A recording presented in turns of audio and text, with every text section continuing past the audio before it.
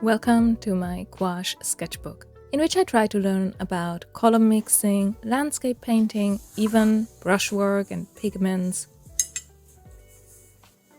So if you're in the mood for a chatty painting process, studying along with me, and filling a full sketchbook spread, join me, grab your own sketchbooks and favorite art materials, and let's start sketching.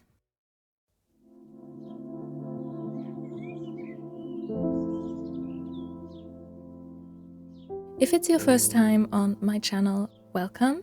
I'm Evelyn, Swiss illustrator living in South Korea on the beautiful Jeju island. This year I spent some summer days exploring areas I had never visited before and of course brought my sketchbook with me. The sketches I'd collected during these travels are just quick pencil drafts. As I wasn't traveling alone, there just never seemed to be enough time for painting on location. And the heat didn't help either. So now, during quieter days, let's explore what we can turn these barely there sketches into. I'm using two color palettes, both are Holbein gouache, they're Irodori sets in winter and spring. Limited palettes are always fun yet challenging, so I'm still exploring how I can mix and paint with these. And so, for some small coffee doodles, I also combined the two palettes to see how that would go. Just using some of the red and yellow ochre shades of the spring palette for that first iced coffee. Though, so far I found that the winter palette is actually really versatile and can mix a lot of vibrant shades as well. Having a repetitive theme, multiple versions of coffee in this case, was a great way to test out slightly different color mixes for all these browns, seeing how they combine with other paints in the palette. And despite using some of the spring palette in the beginning, I mostly relied on the winter one by the end, as it has three amazing browns, iron red oxide, russet brown and dark brown, that all come with very different undertones, perfect for a series like this. The one color I always add to my limited palettes is white. Here, a permanent white, also by Holbein. That makes mixing so much easier, and because it's fresh gouache paint instead of dried gouache, like the rest of these, it also gives me more texture variety. I love using it for final touches, going in with heavy, undiluted paint for highlights. If you're curious about the exact pigments of these colors, I made detailed swatches of them in my previous gouache painting video. The tiny swatches here are just for fun.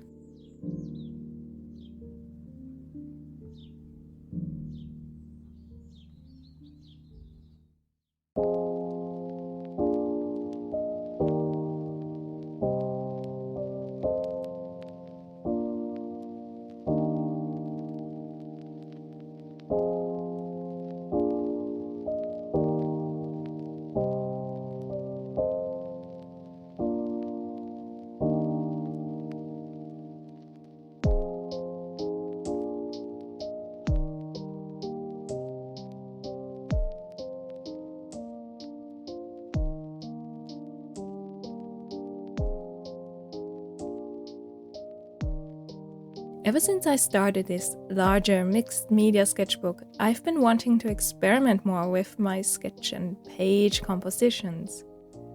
From notes written in pencil to color swatches or blending tests. It's a place to really document my entire process and learning experience, so that I can look back at these later and remember everything, I hope.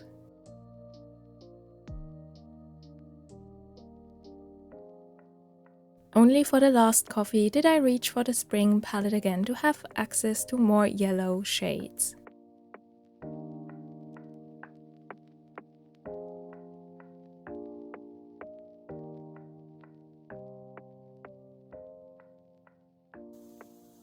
If you've seen my recent Sketch With Me video, it was all about these two color palettes by Holbein, and I've been kind of obsessed with them. Especially the winter palette here. I finally have time to go over all my sketches that I drew on location.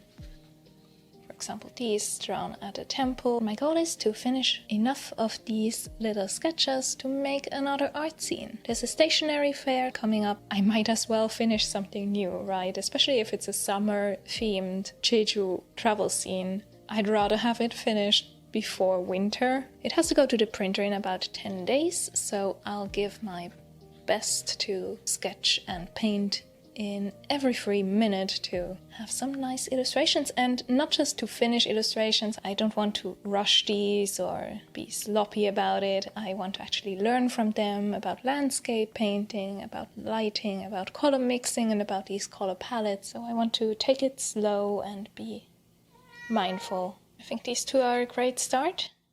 And now on we go.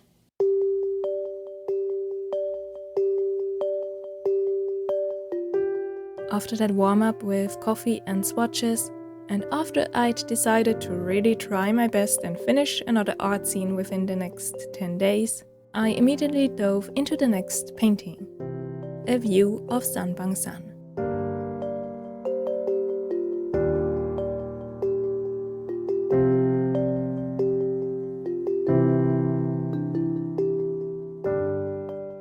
As you can see, this sketch had a bit of paint on it already. When we were staying near Sanbangsan for a night, I went out to sketch the view late in the afternoon and was so sure I'd properly paint on location.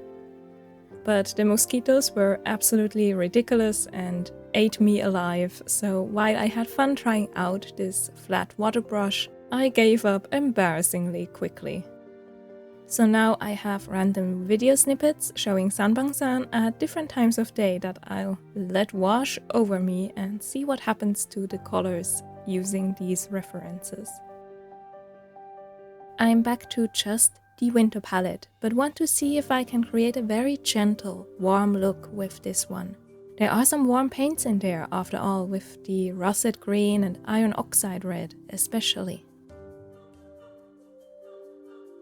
I try to use what I'd learned from my previous landscapes here, starting with darker gouache layers using a lot of the Ryukyu Grey, which is this amazing shade in the winter palette, a mid-tone greenish grey that can be really mixed with anything, tying the entire palette together really well. So I created an overall muted first color layer, nothing bright or vibrant here, in the hope of capturing some of that overall haziness to the air of Korean summer, with all its humidity. It makes aerial perspective more intense, as anything in the distance fades into that misty sky.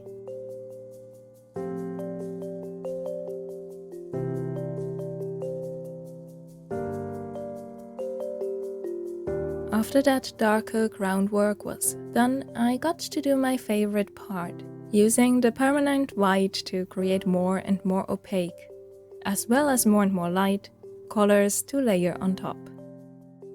At this point I'd picked the focus of my little landscape view here, that left side cliff of Sanbangsan hit with nearly horizontal light as the sun neared the horizon in the late afternoon.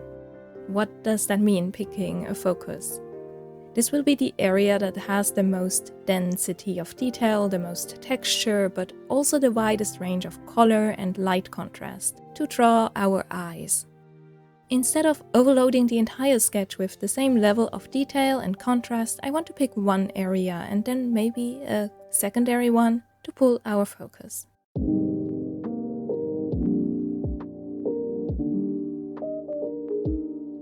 Usually it makes sense for that to be in a sunlit area, as our eyes can see sharper details when looking at something well lit. Colors look vibrant compared to the more ambient hues in shaded areas, and we can keep those shadows more transparent and blurry as a contrast.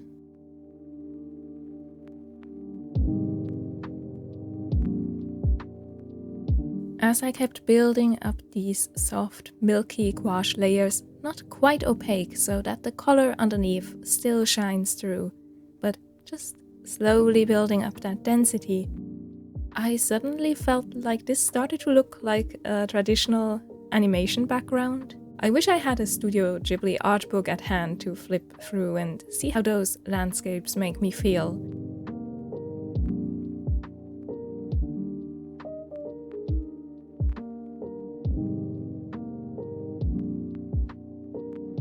I kept impressions of that late afternoon light in my mind to continue painting, but always had that Studio Ghibli mood at the back of my mind as well.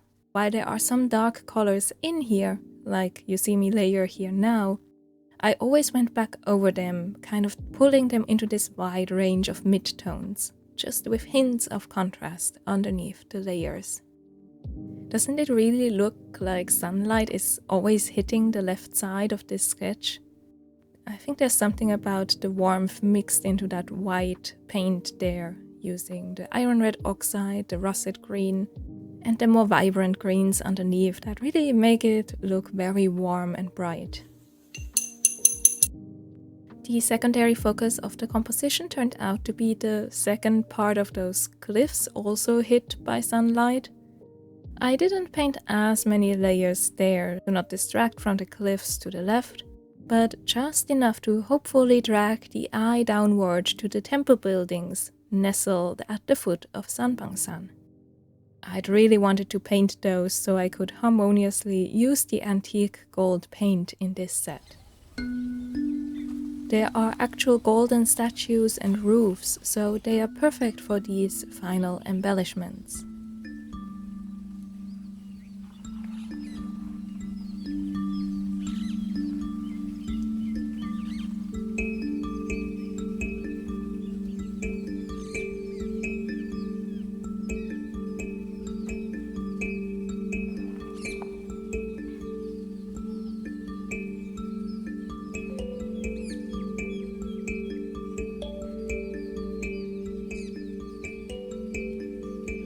While this Sanbangsan sketch took me way longer than expected as I got so lost in details and paint layers, I really like it and felt very energized to just continue. So later, after running some errands, I came back to lay down the first color layer on the next page, switching palettes, locations, and overall mood.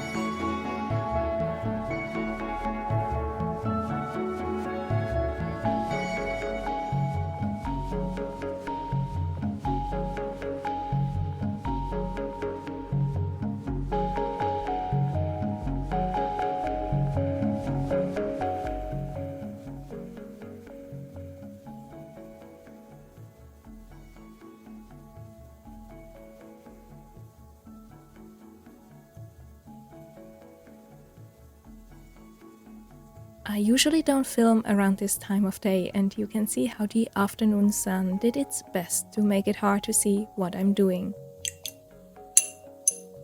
But I'm still really glad I dove right into this one, kind of riding the wave of the previous completed sketch.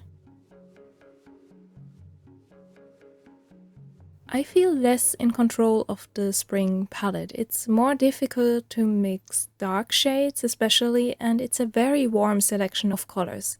So no matter the lighting, I just needed some time to dabble and play around to get a feel for where this sketch was headed.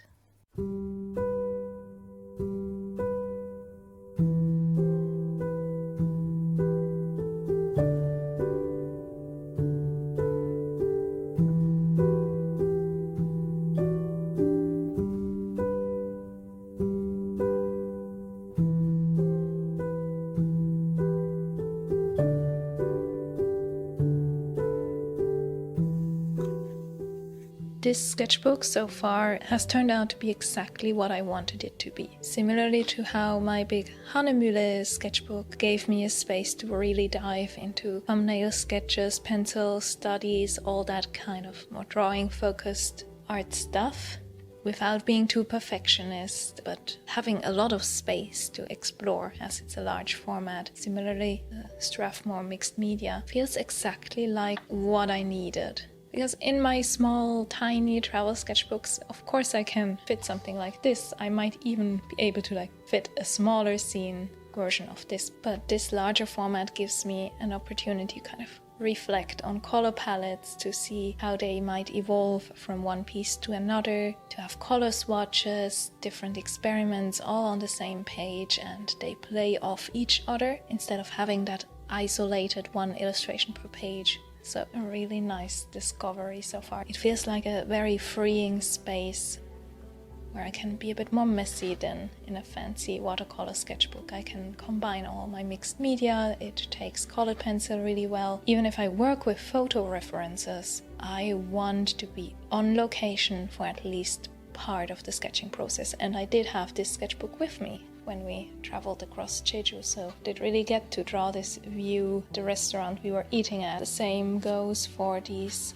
sketches that I did at the temple on Sanbangsan. Even using photo references later to kind of reconnect to the colors that I saw that day, to remember the scene I was at. Drawing the sketch on location makes such a big difference for me. It feels less stiff, I'm less focused on correct perspective or details in the moment. Even for this Sanbangsan thing here, I combined 5 or 6 reference photos, just shot with my phone at some point during that 15-minute sketching session, which was mostly focused on killing mosquitoes, to be honest. So it's less about perfectly representing one single photo, but about recreating the scene that you witnessed in person with the aid of the photos.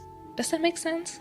I did want to finish more of these today, but the Sanbangsan sketch took up so much time. It's not even funny. And I did also ship out my Patreon rewards today, so some last letters to write, a couple more scenes to fold, and a quick trip to the post office, which I came back from, and then decided to work on this sketch here. I can see that it kind of looks really bad right now. The colors are disjointed still, but I'm confident at this point that I can kind of pull it together. Maybe tomorrow, if I just manage to find the right mixing ratios to not just have the pure colors anywhere. These kinds of scenes are so difficult for me, the kind of disjointed, multiple objects in space. Everything has a strong local color, and then there's sunlight and ambient light. And I'm being patient with myself.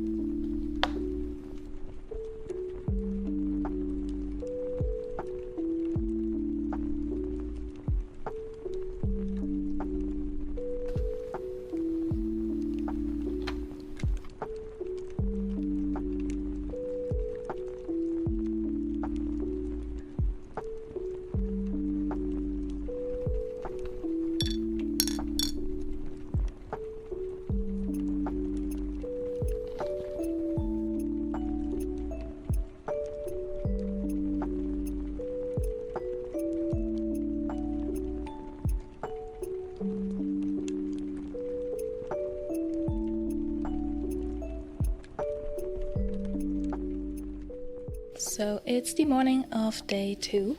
I had to start a bit late because my cat decided that this particular sketchbook is his morning nap location. And then I made my mock-up for the art scene. This is completely unintelligible to anyone but me. These are the 4 coffee cups for reference, and then matching the color swatches. This is the sketch from the previous page, horizontal format. My goal is to have my favorite illustration on the cover this time and have the full spread like this.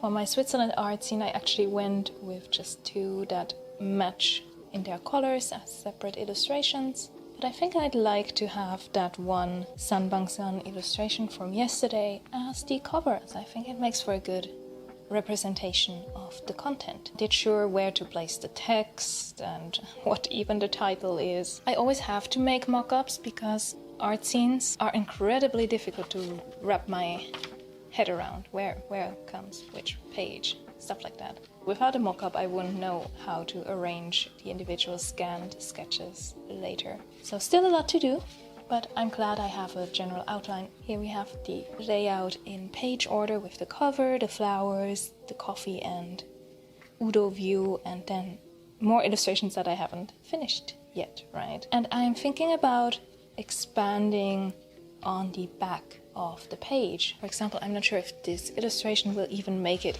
into the art scene. It's kind of very specifically bound to a location, as in a restaurant, and I'm not sure if that's kind of a great fit with the rest of the scene, but I might still want it just for the fun colors that I'm exploring here. For my Switzerland art scene, I did have descriptions and color swatches on the inside, so maybe I'll expand on that and have a couple bonus illustration on there. Might as well, right? If we have 2 pages. Since so many of my sketches aren't done on super bleached white paper, I feel like it looks more harmonious when they are then also printed on a more natural looking one. Let's see how far we get today. Got some really strong coffee here because I had a bit of an insomnia issue. Sometimes I get that. Now I need to try and stay awake. I got up very early in the morning to do some other work that needed finishing so that I have the perfect lighting hours of the day for filming. And today I'm listening to an audiobook by Andrei Tchaikovsky.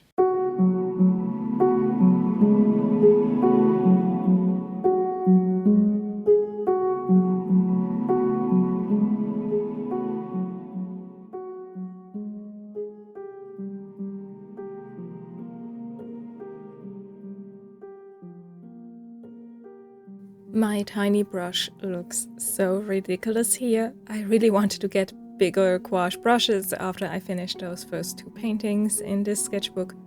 But all of these painting sessions happened in a really short time frame, despite what my YouTube posting rhythm might show. And there was just no time to visit the art shop or even for a package to make its way to me. But I'll have a bigger brush once we get to the next spread in this sketchbook, I promise. I actually enjoy how the small brush made this scene look very spotty, with nearly no evenly painted areas.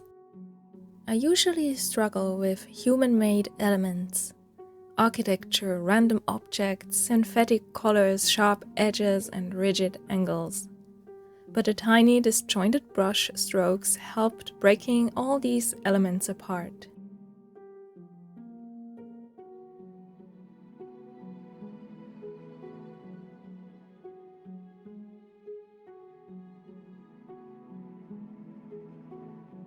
To make it look less rigid and uniform, I also worked with a lot of bounce light. Colors of the environment showing up in the shadows of a roof, a door, a dark interior.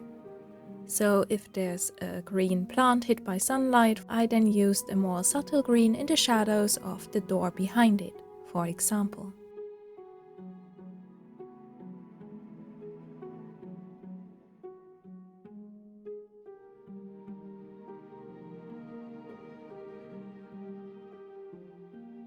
I wanted to create this impression of looking at a scene while being a bit distracted, so that you see that there are potted plants or that there's a sign or a window, but you're not really taking in all of the details, so everything's a bit splotchy and disjointed. I think the door and the menu sign are where that approach kind of falls apart. I couldn't really blend those organically into the rest of the painting. So I'll really have to sit down and paint some more similar scenes like this, with architecture, lots of objects standing around, and to tie all of those together with a harmonious color palette and without individual elements standing out awkwardly. The shade of grey that's included in the spring palette came in incredibly handy for this illustration overall. As all the other shades are kind of playful and bright and, well, pastel-y springtime colors, the grey kind of toned them down a little bit and unified everything into that hazier look that I wanted for all my summer sketches, again trying to capture some of that constant mist we encountered on our travels.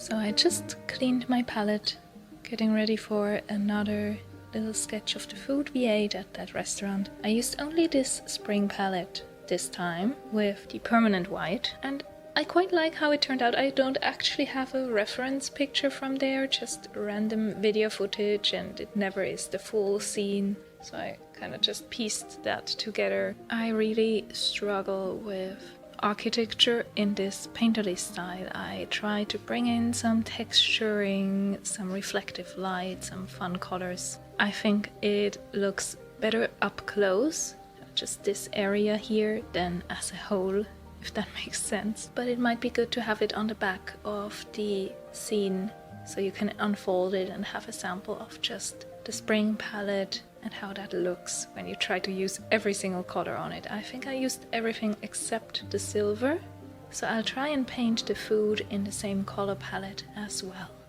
I'm on coffee number 2. My idea for the food illustration was really simple. I wanted it to look much closer than the view above, as if we were sitting there but our eyes slightly unfocused as we're looking at the buildings behind the table. So larger brushes and zero details to be found here. I also used a much drier gouache approach, using these dried up gouaches but activating them with just a little bit of water, so you get these very streaky brush marks, often with the brush splaying into different parts, so I get like multiple lines out of a single brush stroke. and I quite enjoyed this very sketchy approach. It's also perfect for mixed media paper that can't take endless water layers after all.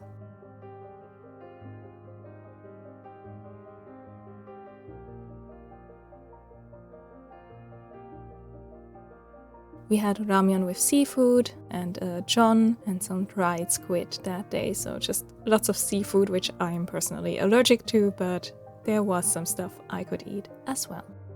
I did go back to a more delicate look for this café scene below. We visited Terarosa on the drive back, and the dark interior felt so soothing after days spent under the blazing sun.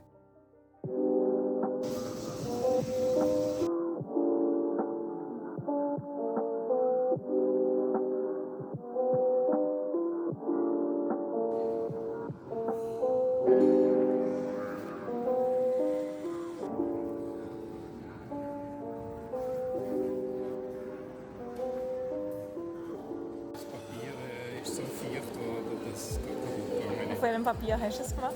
Das sind so Zettel dort gehabt. Also ich merke zum Beispiel meine Wasserfarben-Skizzenbücher, die ich vor Jahren gekauft habe.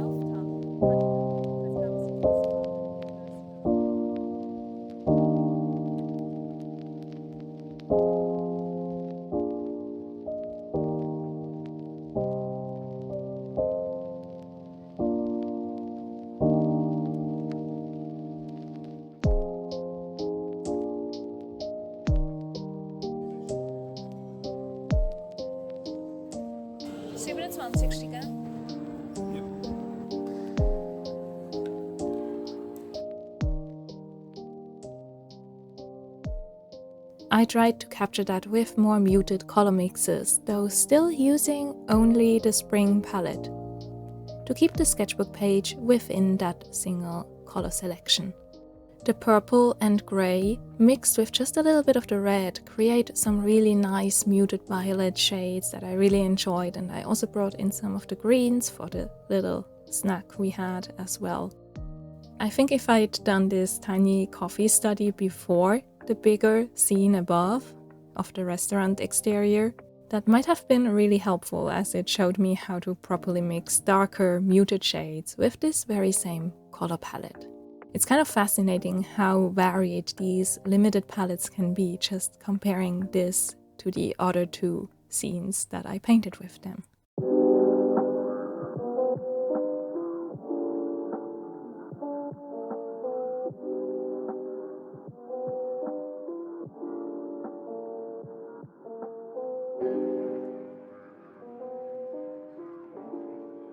The antique silver is less intense than the antique gold from the winter set, but I still liked it here for some decorative details as well.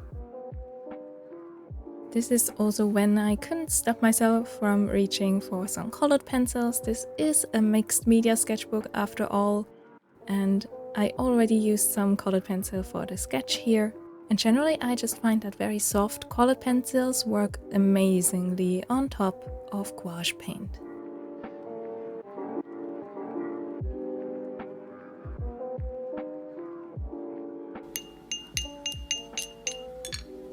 Okay, it's nearly 2 in the afternoon. I took a break in the middle sometime to eat lunch and package my last few Patreon letters. I'll have to leave soon to go to the post office, but I'm quite happy with how this is turning out. It's just the pastel set, the spring set, but you can actually get some nice moodier colors out of it with just the green, purple, some blue and red mixed in to make it all more of a grey tone. I used some of the silver, kind of difficult. I'll see if I can capture how that looks in real life. So with maybe the 20 minutes I have before I need to leave, I might add 1 more or 2 more tiny illustrations.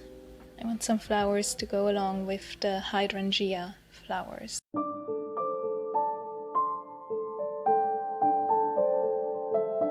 The blazing sun I mentioned was mostly on Gapado, the tiny island to the south of Jeju.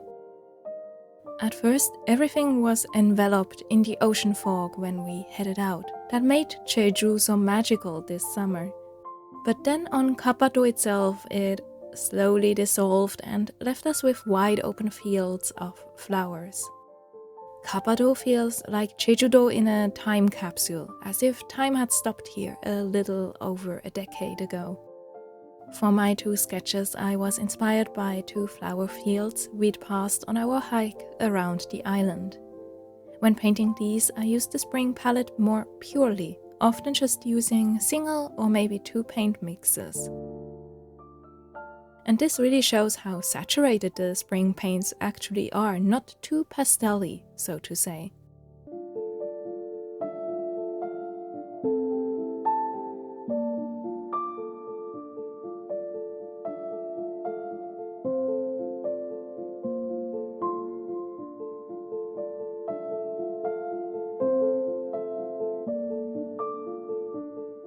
At this point I was getting much faster, not just because of the time pressure, as I knew I still had a lot of work to do and other paintings to finish during the next 10 days. So I think these smaller color studies are actually a great way to maybe loosen up a bit. I should maybe have done something like this at the very start of the session, but oh well, that's something to consider for the future. My approach, though, stayed pretty consistent, starting with transparent layers and then really building up opaque colors. Also playing a bit with impasto textures by mixing more and more of the wet, fresh white paint with the spring palette.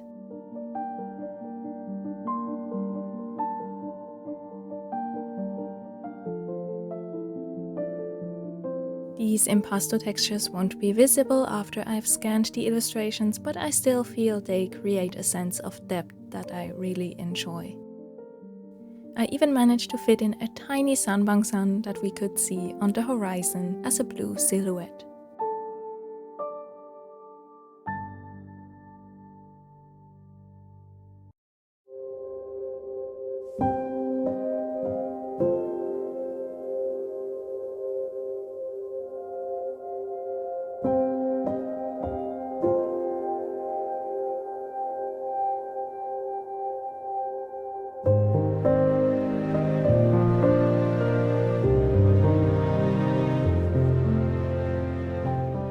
By the way, the 2 blues included in the spring palette actually create some really nice skies for like sunny afternoons in spring, in early summer.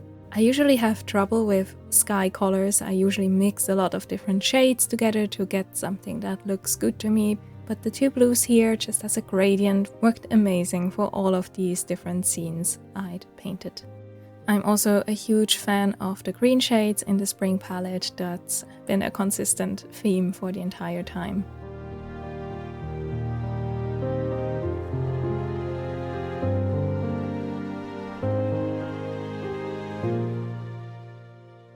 Okay, I had to turn the air conditioning up because it's getting really hot, just so you can see my setup. The sunlight is really coming closer. I'll have to stop filming soon. I already moved the table backwards as far as I can. So I made these 2 tiny sketches of flowers we saw on Gapado. I think they'll go well with the hydrangea flowers from the previous page. Overall, I'm quite happy with this one. That was my little project of filling these 2 pages. And while I still have more illustrations to make for the scene, this feels kind of promising. So now I'm mostly just really hungry. I had too much coffee and I need to rush to the post office, but I'm pretty happy with how this spread turned out. And despite it using 2 different color palettes, the spring one here and the winter one here, kind of like how it looks all together. And strangely enough, the little coffee illustrations and this mountain might be my favorites.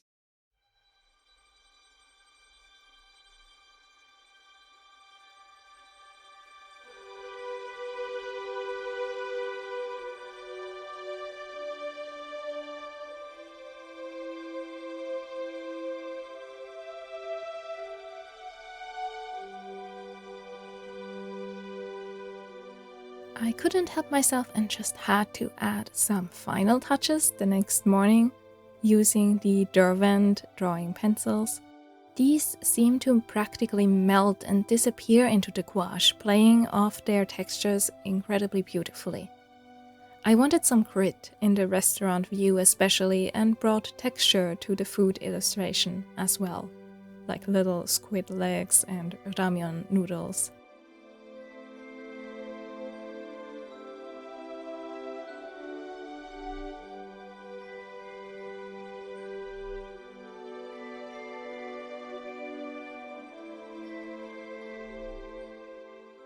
These might look like kind of useless final touches, but I really enjoyed them, and I think they are very visible in real life, even if they might not show up all that well on camera or from a distance.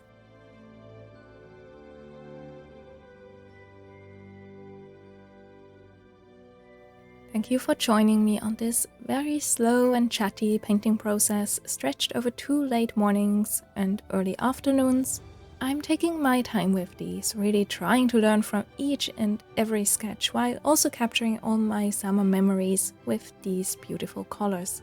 I'd love to hear if you have a favorite sketch among these, and if you're curious about the art zine, the final printed version with all the included sketches can already be found over on my Patreon, as it is the print reward for October.